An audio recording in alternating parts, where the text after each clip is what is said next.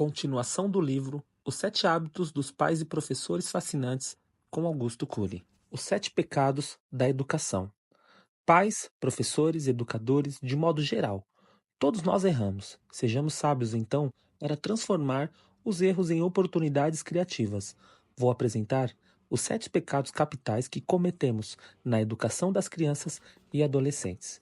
Primeiro dos pecados capitais é corrigir publicamente. Devemos elogiar em público e corrigir em particular. Um educador jamais deveria expor o defeito de um filho ou aluno. A exposição pública produz humilhação e traumas, às vezes difíceis de ser superados. Um educador deve valorizar mais a pessoa que erra do que o erro. Pais e professores só devem intervir publicamente quando o filho ou aluno ofendeu ou feriu outros. Mesmo assim, devem exaltar quem errou com elegância, dizer o quanto ele é importante. Se você fala para um aluno que acabou de ter um comportamento agressivo, você não é só mais um número nessa classe, você é um aluno especial e eu acredito que você vai brilhar ao longo da vida.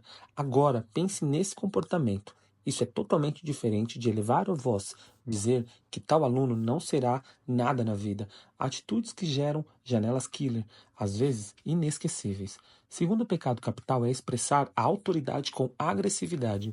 Não devemos ser educadores autoritários. Perceba que uma pessoa autoritária nem sempre é bruta ou agressiva. Às vezes, sua violência está disfarçada em uma delicada imutabilidade e teimosia. Sempre repetindo comportamentos, repetindo broncas, expondo falhas das pessoas, mesmo que de maneira branda. Isso asfixia quem amamos, produz janelas traumáticas. Quando irritados, alguns filhos apontam os erros dos pais e os provocam. Quantos pais não perdem a paciência ao ver seus filhos terem esse comportamento? Aí elevam o tom de voz. Quem eleva o tom de voz já perdeu. Perdeu sua autonomia, sua generosidade, sua capacidade de educar.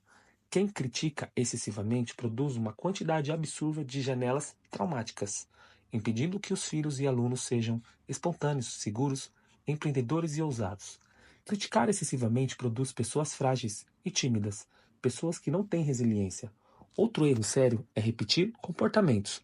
Não devemos ter nenhum tipo de alergia biológica, física, mas deveríamos ter uma alergia emocional.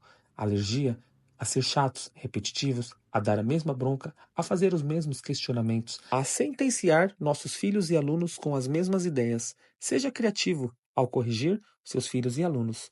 No pequeno anfiteatro da sala de aula e da sala de casa, professores e pais brilhantes deveriam estimular seus alunos e filhos a fazer a mais importante viagem, a viagem para dentro de si mesmo, a ensiná-los a proteger o mais delicado território, o território da emoção. Mas como ensinar essa arte se não aprenderam? Como levar o eu a ser autor da própria história, quando se não tem autocontrole nos focos de tensão?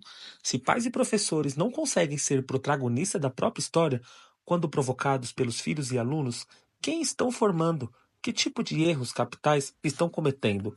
Pais que impõem sua autoridade são aqueles que têm receio das próprias fragilidades. Devemos expor e não impor as ideias. Os limites devem ser colocados com segurança, inteligência e explicação, mas não com imposição, não com agressividade. Ainda que seus filhos façam birras, seja altruísta, seguro e determinado. Limite o uso de celular a 1 hora por dia, no caso de crianças de 7 a 8 anos de idade. Para um adolescente de 12 ou 13 anos, fixe um máximo de 2 horas depois do almoço ou de tardezinha. Não permita celulares a torto e a direto sem limites, pois o excesso de uso de aplicativos, internet, redes sociais pode gerar dependência, às vezes nos níveis de drogas. Retire o celular de um aluno ou filho por 2 ou 3 dias e você verá sintomas da síndrome da abstinência, irritabilidade, humor depressivo, baixa liminar para frustração. A autoridade tem que ser colocada com segurança, firmeza, mas também com elegância e generosidade. Quando colocar um limite, explique o motivo pelo qual está fazendo isso. O terceiro pecado capital que pais e professores cometem com frequência é ser excessivamente punitivo. A criança não pode errar, que já é punida. Não pode elevar o tom de voz, que já é criticada. Não pode brincar, fazer um pouco de bagunça ou deixar cair alguma coisa que já leva bronca. Isso é péssimo.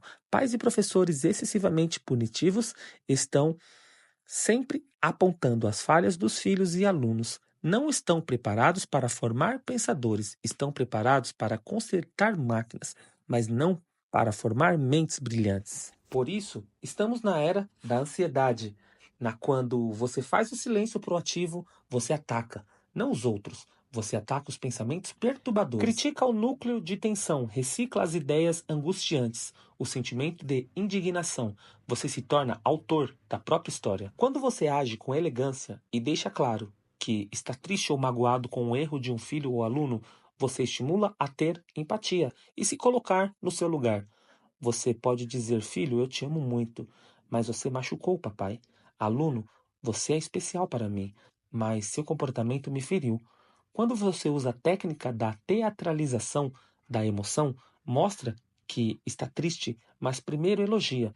Você produz janela light. Colocar limites sem dar explicações é um pecado capital. O objetivo de colocar limites não é oprimir, apequenar, humilhar, diminuir, mas levar o eu de seu filho ou aluno a ser o autor da própria história e fazer dele um ser humano apaixonado pela vida, empático, que sabe se colocar no lugar do outro. O quinto pecado capital que cometemos frequentemente na relação com os nossos filhos e alunos é ser impaciente. Educar é beber da fonte da paciência, mas atualmente pais e professores são acometidos pela síndrome do pensamento acelerados. Estão abarrotados de dados, de preocupação, de trabalho, acabam não elaborando as experiências, não protegendo a emoção, não filtrando estímulos estressantes. Por isso, se irritam com muita facilidade com seus filhos e alunos. Pai e professor, contemple o belo, faça muito das pequenas coisas, converse com as flores. Faça programas sociais, relaxe, resgate seus sonhos. Não seja uma máquina de trabalhar, não seja uma máquina de atividades. Você é um ser humano e sabe que a vida é brevíssima para ser vivida e longuíssima para se errar. Você deve beber da fonte da paciência. Como ter paciência com os filhos e alunos se você não tiver paciência consigo? Se não estiver qualidade de vida? Se você entrar na sala de aula já trêmulo de ansiedade, se reage a ferro e fogo nos embates com os filhos e alunos. Educar é semear com paciência e colher com perseverança. São os filhos difíceis, arredios, teimosos, que testam a grandeza do seu amor, da sua paciência, do seu limiar para frustrações. São os alunos irritadiços, insuportáveis, que testam seu humanismo, sua capacidade de educar com grandeza e sabedoria. Às vezes, os filhos e alunos que mais dão dores de cabeça são os que no futuro dão as maiores alegrias, se você investe neles no que eles têm de melhor. O sexto pecado capital é não cumprir com a palavra.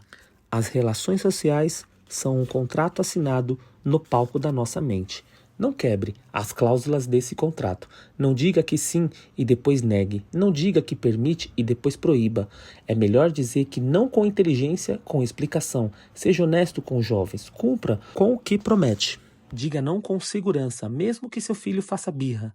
Se atire no tapete. Não tenha medo. Não caia na chantagem dos seus filhos, nem seja plateia deles. Às vezes é melhor você sair da cena do que ficar dando broncas, criticando, perdendo o autocontrole. Diga para eles que é importante ouvir não, pois a vida não tem apenas sim, tem muitos nãos. O último maior pecado capital que os educadores podem cometer é destruir as esperanças e os sonhos dos jovens. Pais e professores sempre devem alimentar os sonhos dos jovens, nunca devem desanimá-los, devem ensiná-los a usar as dores para nutrir sua força, resiliência e coragem. Depois das mais dramáticas tempestades surge o mais belo amanhecer.